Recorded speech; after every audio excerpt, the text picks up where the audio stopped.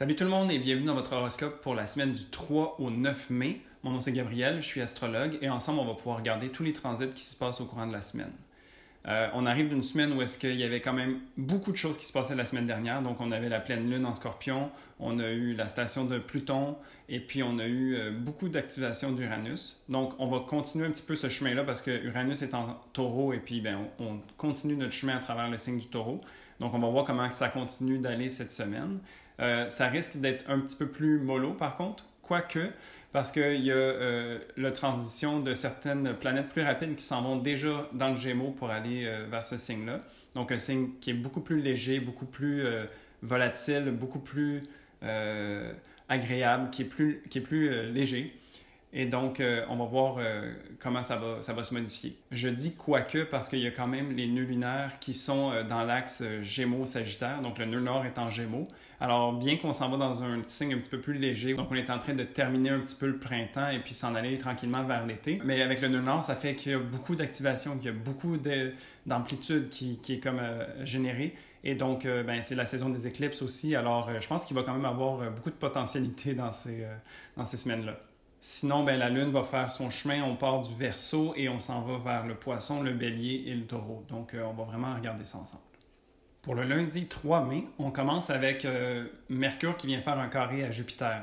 Donc, Mercure qui est en Taureau toujours, donc qui est bien groundé dans la communication, fait un carré avec Jupiter qui vient amplifier tout ça. Donc, d'après moi, c'est comme si on pouvait avoir une espèce de surconfiance en où est-ce qu'on se tient. Parce que le taureau est très campé dans ses idées et donc, avec Jupiter qui vient exagérer ça, c'est comme si on pouvait peut-être avoir...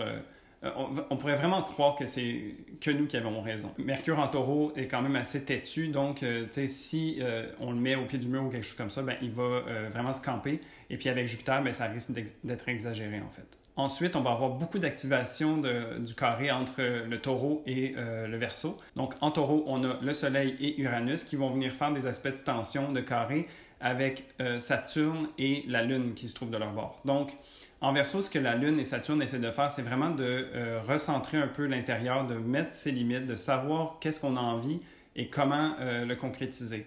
Donc, c'est un signe assez froid, assez sobre. Donc, vraiment, c'est d'aller à l'essentiel puis de voir comment on peut se respecter soi-même. En Taureau, on a le Soleil, donc qui est l'ego, l'identité, qui est déjà très activé par sa conjonction avec Uranus, vient changer bout pour bout à l'intérieur, est vraiment activé à ce niveau-là. Et puis donc, le travail, c'est vraiment, comme je disais la semaine dernière, les plaques tectoniques qui bougent. Là, c'est des éléments qui bougent en profondeur et qui bougent lentement. Il y a vraiment ces gros morceaux qui sont en train de se placer puis se reconfigurer pour vraiment créer quelque chose de nouveau. Ça peut être vécu de façon un petit peu plus difficile parce que quand on parle des luminaires, donc du soleil et de la lune, mais ça vient vraiment toucher, c'est ça, notre identité et puis notre monde intérieur. Donc, il y a beaucoup de changements qui viennent se placer pour venir se réaligner. Pour le mardi 4 mai, on a la veille, très tard dans la nuit, Mercure qui est allé en Gémeaux. Donc, on a vraiment ce mouvement-là qui commence à s'opérer. On relâche un petit peu, justement, comme je disais, les positions campées qu'on peut avoir. Puis là, on a plus envie d'aller chercher des nouvelles informations, en fait, avec le Gémeaux. Donc, vraiment, il y a une légèreté qui va commencer à s'installer. Ensuite, on a la Lune qui va venir faire un aspect de tension avec Vénus. Donc, Vénus qui est en Taureau, qui aime les plaisirs simples puis la coulée douce.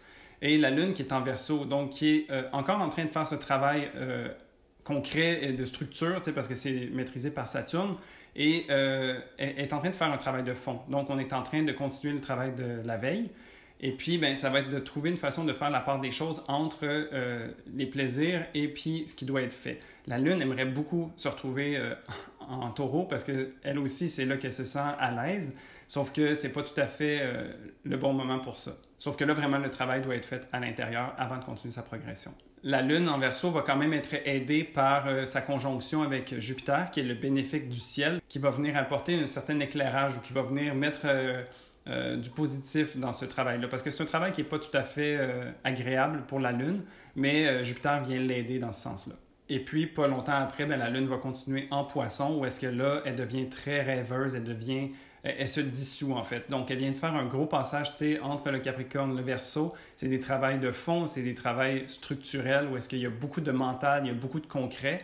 Et après ça, elle s'en va dans le Poisson pour se diluer en fait, pour venir reconnecter avec l'univers, pour se reperdre dans ses pensées, retourner dans ses rêves et tout ça. Donc, c'est un peu le travail qui vient d'être fait qui va se dissoudre pour être intégré. Pour le mercredi 5 mai, la Lune qui est rendue en Poisson va venir faire un carré à Mercure qui est rendu en Gémeaux. Donc là, ici, je parlais tantôt de dissolution avec la Lune qui va venir vraiment, tu sais, comme se nettoyer d'une certaine façon.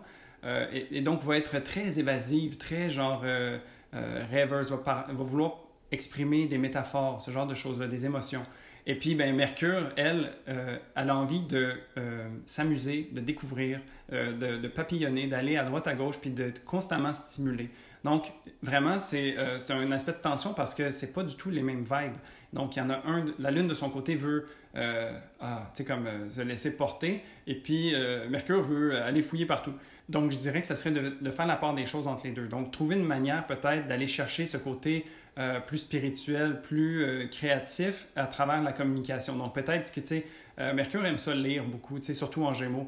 Donc, peut-être lire de la poésie, ce genre de choses-là, tu sais, pour venir un peu nourrir l'âme, la Lune, et puis quand même de répondre aux besoins de Mercure. Ensuite, pour le reste de la journée, la Lune vient faire des aspects positifs avec Mars et Uranus, donc vient prendre son intériorité et vient l'exprimer avec Mars, vient la mettre en action pour concrétiser ça. Donc, je pense vraiment que ça peut être un moment où est-ce que c'est comme si on allait trancher certains trucs. Donc, tout le travail a été fait avant. Là, on a commencé à le dissoudre, puis il y a peut-être des morceaux qui doivent être délestés. Donc, c'est là que Mars vient nous aider à trancher puis à dire, OK, ça, non, j'en ai plus envie.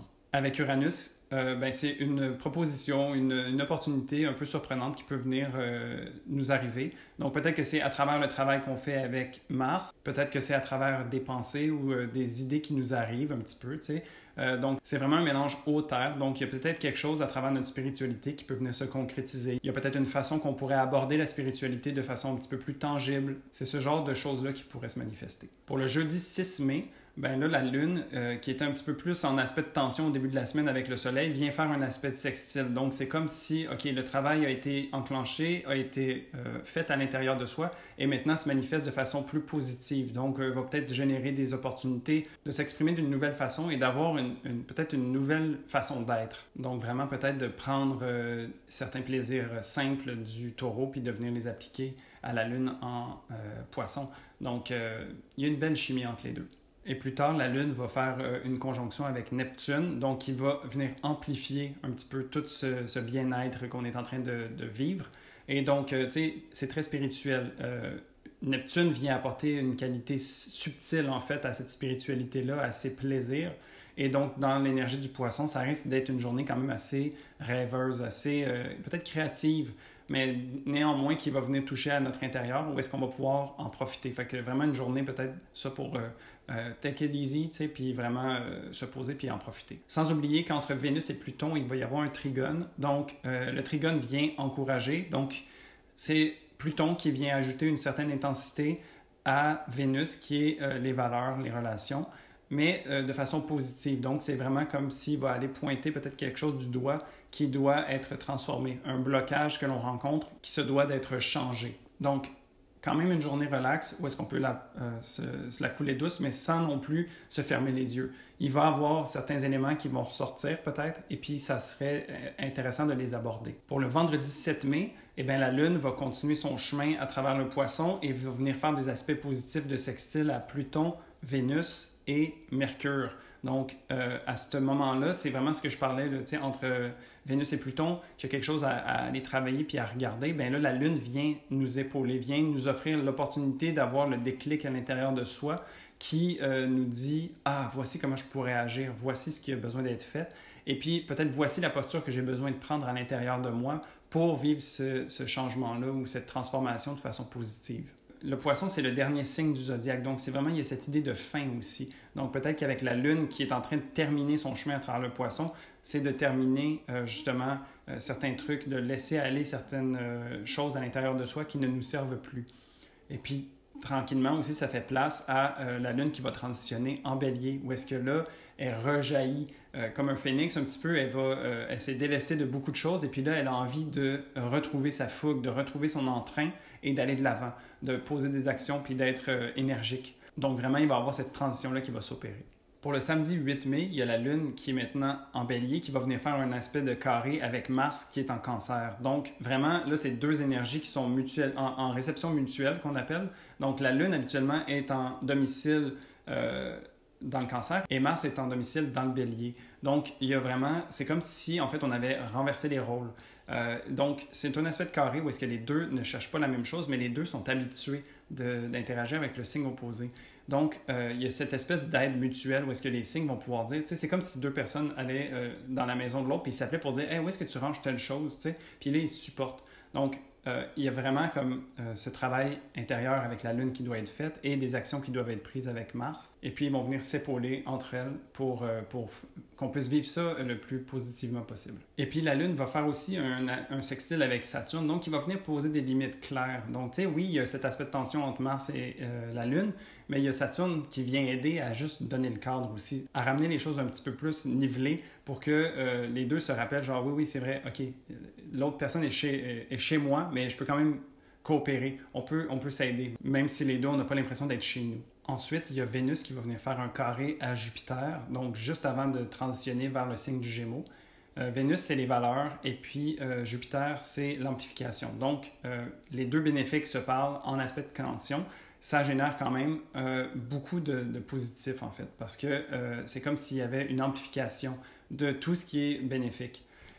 Par contre, ça peut tomber aussi dans le penchant où est-ce que c'est comme c'est trop beau pour être vrai, genre j'arrive pas à croire. Donc ça pourrait être une journée où est-ce qu'il y a peut-être une surdose de positivité, puis on pourrait devenir sceptique par rapport à ça. Donc peut-être s'assurer de rester quand même groundé à ce niveau-là. Vénus, qui va transitionner dans le signe du Gémeaux, aime les choses plus légères, encore une fois. Donc on sort du Taureau, où est-ce que c'est très concret, posé, où est-ce qu'on a les plaisirs matériels qui sont à notre portée.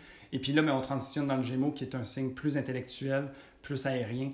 Donc, c'est les échanges, c'est les plaisirs intellectuels, tu sais, comme la lecture, ce genre de choses-là, et de découvrir des nouvelles choses aussi. Donc, trouver plaisir dans des choses qui viennent nous stimuler mentalement. Pour le dimanche 9 mai, on a la Lune qui va venir faire un carré avec Pluton. Donc, ici, ça va être quand même assez intense parce que carré avec Pluton va venir vraiment montrer du doigt quelque chose qui ne fonctionne pas et qui se doit d'être adressé. C'est un blocage, c'est une peur peut-être qu'il faut qu'on traverse et puis qu'on regarde en face. Ça va être une peur qui va sans doute être plus intérieure, étant donné que c'est avec la Lune que ça se passe.